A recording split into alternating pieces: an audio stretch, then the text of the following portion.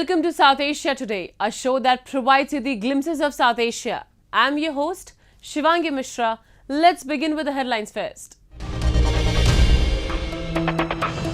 Thousands of civilians lost their lives in powerful earthquakes in Afghanistan. Indian Embassy in Kathmandu donates school building to local authorities, fostering education. And massive protests rock POK against exorbitant electricity bills.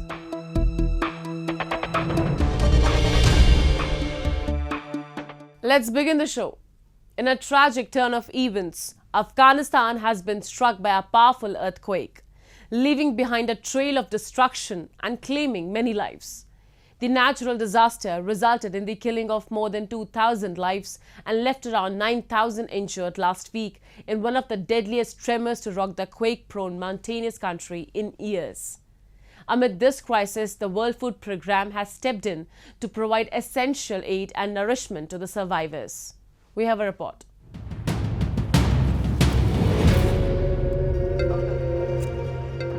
Afghanistan is once again facing the devastating impact of powerful earthquakes. The country rocked by the natural disaster has left more than 2,000 people dead and over 9,000 injured.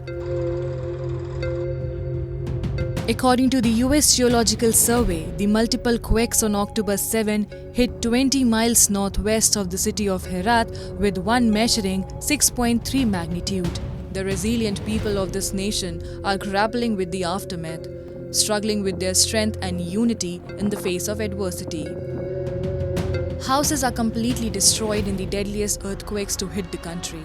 Rescue workers were scrambling to pull out survivors and the dead from beneath the rubble 2 days after the northwestern city of Herat and its surroundings were struck. این زلزله که آماده زیاد خرابی به ما مردم رسانده. با خود ما شخصا تقریبا 2 نفر تقریبا یکی پسرمو بوده و یکی هم خواهرمو بوده از خانه خود ما به حساب شهید دادیم. این فامیلا ما 9 تا 6 تا 13 تا زخمیه، اینا به کمک نیاز داره. انا شما همه رو میبینیم، همه شهید شده. جایی هستی که زنده سر نمونده. ما نگران هستیم، ما نیاز به کمک داریم. Many areas of Afghanistan are inaccessible by road, and scattered villages are often made of mud structures that are susceptible to collapse. As the dust settled, Afghan citizens from all walks of life joined hands to rescue those trapped in the rubble, providing solace to the injured and sharing their resources with those in need. The European Union, United Nations, and several countries have pledged to send donations and relief packages. Furthermore, in the wake of a powerful earthquake that has shaken Afghanistan to its core, the World Food Programme has extended a helping hand to feed survivors, offering not just sustenance but hope. The World Food Programme's intervention has ensured that survivors have access to nutritious meals. Families have received food packages, giving them the strength to rebuild their lives.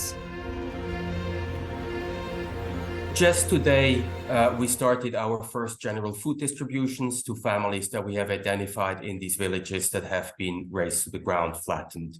That means every family has received 100 kgs of fortified wheat flour, pulses, vegetable oil, salt, just to get them off the ground for them to be able to cook for themselves.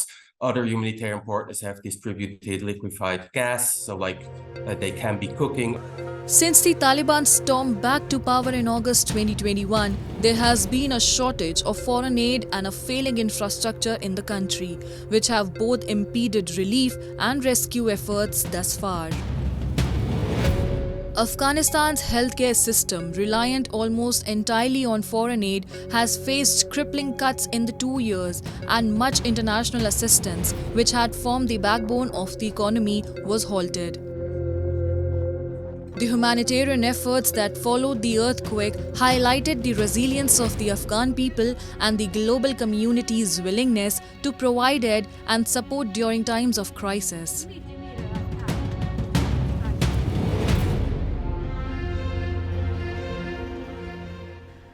Moving on to Nepal, where Indian Embassy in Kathmandu marked a significant moment as they handed over the building of Mahendra Rashtra Secondary School to local authorities.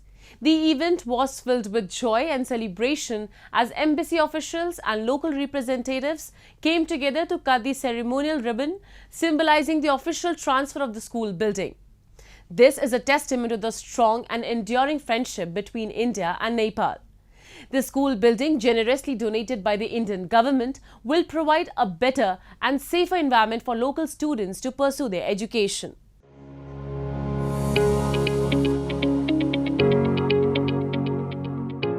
Deputy Chief of Mission at the Indian Embassy in Kathmandu, Prasanna Shrivastava, handed over the building of Mahendra Rashtriya Secondary School here to the local authorities. The school building was built under Indian assistance. The generous grant on the behalf of Government of India has been very useful for us in very institutions. Sri Mahendra Rashtriya Secondary School is one of the examples. We hope we can increase such cooperation in the time to come. According to the Indian Embassy in Kathmandu, the building of Sri Mahendra Rashtriya Secondary School in Baluwatar was built with Indian assistance worth 19.20 million Nepali rupees under the Nepal-India Development Cooperation. Built 15 years ago, the building has now been formally handed over. Prasanna Shrivastava, the Deputy Head of Mission of the Indian Embassy in Kathmandu, and Santosh Budakoti, the Director of DCC Kathmandu, jointly gave it a formal opening. Political representatives, social workers, officials of the Nepali government, representatives of school management, teachers, parents and students were also present at the event. The grant from the Indian government under Nepal-India Development Cooperation was utilized for the construction of the triple-story school building and the provision of furniture for the school. The project was taken up as a high-impact community development project under an agreement between the two governments. This project is an important part of a very robust development partnership between India and Nepal, which has made significant progress in the recent years, spanning various priority sectors of the government of Nepal and its people. Mahendra Rashtriya Secondary School was founded as a primary school in 1956 through the efforts of a group of motivated teachers. The school was recognized by the Nepal government in 1973 as a primary school and was upgraded to lower secondary in 1995. It was later upgraded to secondary level in 2000 before being bestowed the status of a higher secondary school. In addition to these, the Indian government gifted 974 ambulances and 234 school buses to various hospitals, health posts and educational institutions in Nepal. Of these, 69 ambulances and 52 school buses were provided in Kathmandu till date. As close neighbours, India and Nepal share wide-ranging multi-sectoral cooperation.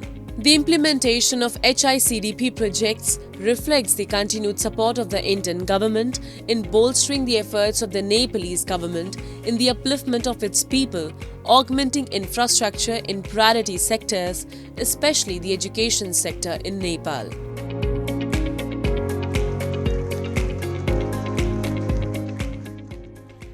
Now we take a look at some happenings in Asia in a segment called Asia Watch.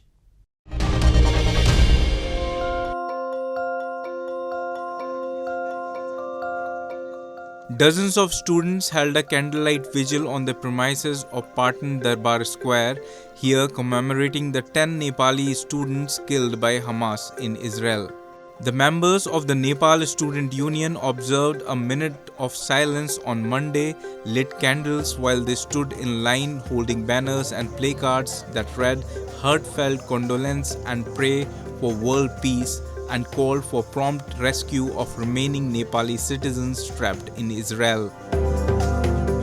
The 10 Nepali students who were flown to Israel under the Learn and Earn scheme of the Israeli government fell victim to the attack of the Hamas terror group. The Nepal embassy in Tel Aviv confirmed the death of Nepali citizens as well as stated some were in critical condition and some were missing. According to the Foreign Minister of Nepal, 265 more Nepali students are enrolled in a study and employment program in Israel, which is funded by the Israeli government.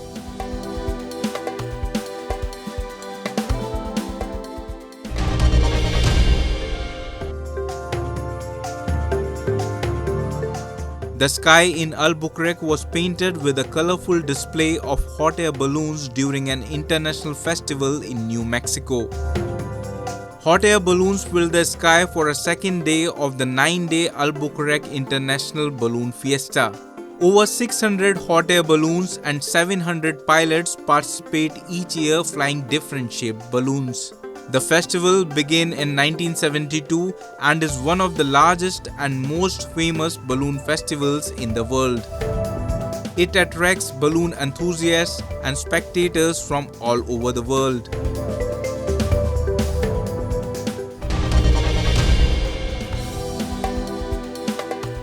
A South Korean zoo unveiled the names of baby giant panda twins ahead of their 100-day birthday. The first of the panda twins is named Ryo Bao, which means wise treasure in Chinese, while the second cub is named Hui Bao, meaning shining treasure, according to the zoo.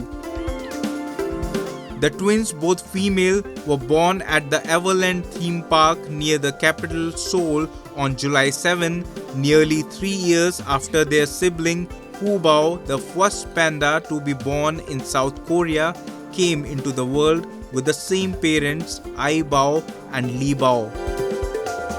The names were selected through a public naming event from Everland's social media channels and the zoo's fan cafe, drawing approximately 20,000 participants who submitted over 40,000 name suggestions.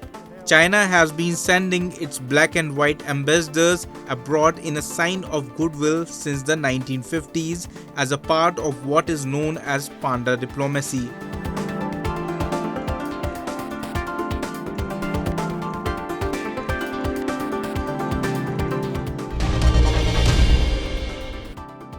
The illegally occupied territory of POK is mired in widespread protests against the stooge administration. The exorbitant electricity bills and ever-rising inflation has broken the backs of residents. The outraged people in POK have warned the authorities against a chakka jam had their demands not met immediately. We have a report.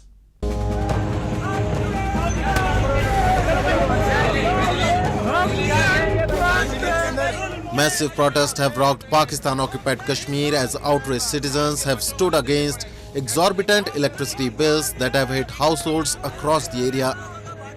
In response to a call by local leaders, residents from every corner of POK have taken to the streets, decrying the unjust burden of high power costs.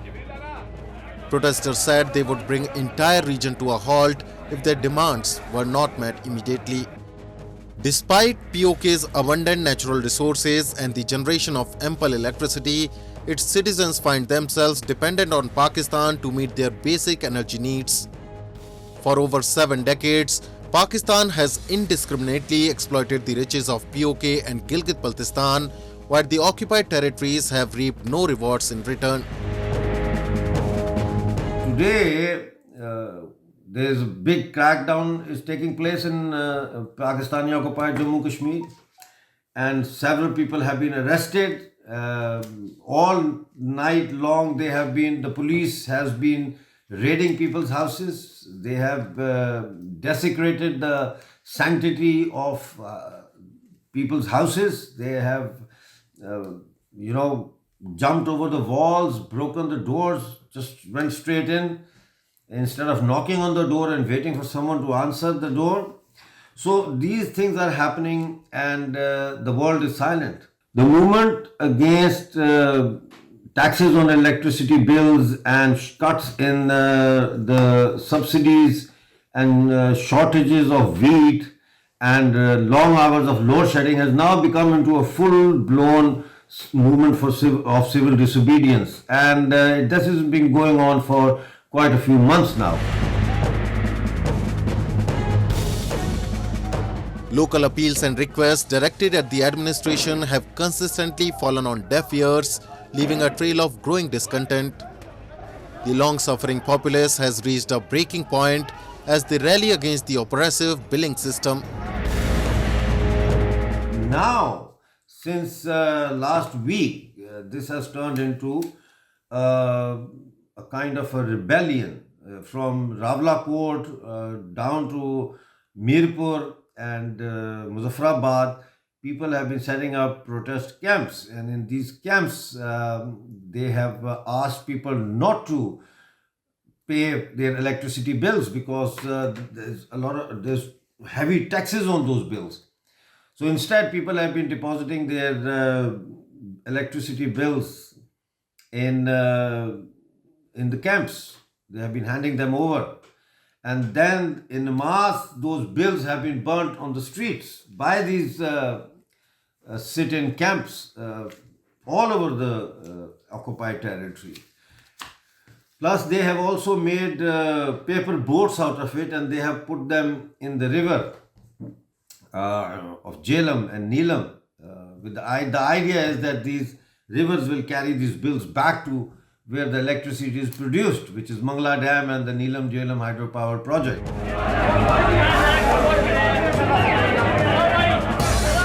With protests echoing through the region, people demand an immediate end to this economic exploitation. Their voices resonate with a sense of urgency as they call for justice and their right to affordable electricity. Yet the Pakistani government and its puppet administration in POK appear unmoved. Despite the mounting unrest and swelling protests, they remain defiant.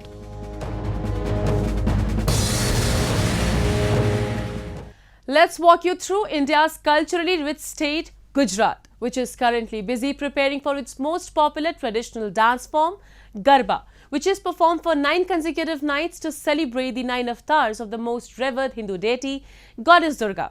Let's have a look.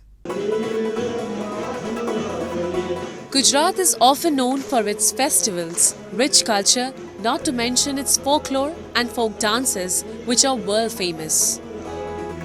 In spirit, as the Navratri festival approaches, the state is busy preparing for its most popular folk dance, Garba.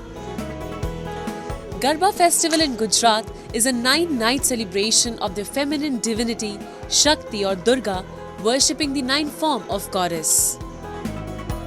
The Garba dance is typically performed in a large circle, with people dancing around a centrally lit lamp, picture or idol of the goddess Durga. The devotees mainly dance to Gujarati songs by rhythmically clapping and making graceful movements during the Garba. Amid the festivity, enthusiastic dance groups are striving to create something unique as a part of the pre-Navratri celebrations.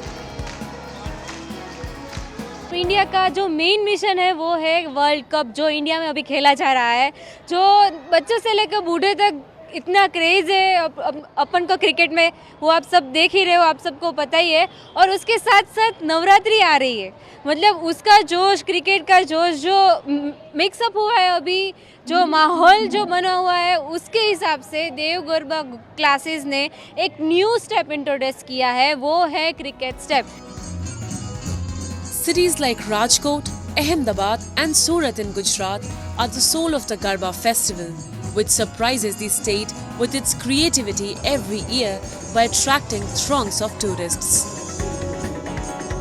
Speaking of creativity, in a peculiar instance, a man in Ahmedabad created a unique attire for the 9-day festivity, as he embedded Chandrayaan-3, the moon, Ram Mandir and Prime Minister Narendra Modi in the turban, naming it a Ram Rajya Pagdi. मैं हर बार की तरह इस बार भी एक बहुत ही सुंदर मजा की पगड़ी लेकर आया हूं, और ये जो मेरी पगड़ी है उसका नाम है राम राज्य पगड़ी। जो राम राज्य नाम पगड़ी मैंने इसीलिए रखा है क्योंकि उसमें मैंने राम मंदिर रखा हुआ है अपनी पगड़ी में, और अपने जो नरेंद्र भाई मोदी है उनको भी रखा हुआ है। इसका जो वजन है 3 से 3.5 किलो होता है, और मैं 9 दिन यही पगड़ी और यही कॉस्ट्यूम पहन के खेलता हूँ। On the occasion of the pre-Navratri celebration, dance performers donned vibrant, colourful traditional attire and participated in the dance events. During the event, Some socially conscious groups were also there, holding placards in hands and saying no to drugs and tobacco, therefore creating awareness through the festival. आजकल की युवा पीढ़ी बहुत drugs में और वो सब में स्मोकिंग में खो गई है, तो मेरी तरफ से ये छोटा सा संदेश है कि वो ड्रग्स और वो ना करे। सरकार भी ट्राई करे और हम भी थोड़ा बहुत ट्राई कर रहे हैं कि लोग ड्रग्स से दूर रहे, और उससे बहुत हेल्थ के लिए बहुत हानिकारक है drugs. Festival like these resonates in the hearts of common people with joy and happiness while bringing stability to their lives. Meanwhile, it also serves as a platform for many who seek an opportunity to express their talents and creativity to the world.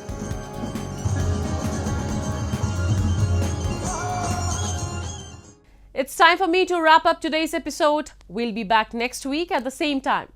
This is Shivangi Mishra signing off on behalf of the entire production team of South Asia Today. Goodbye and take care.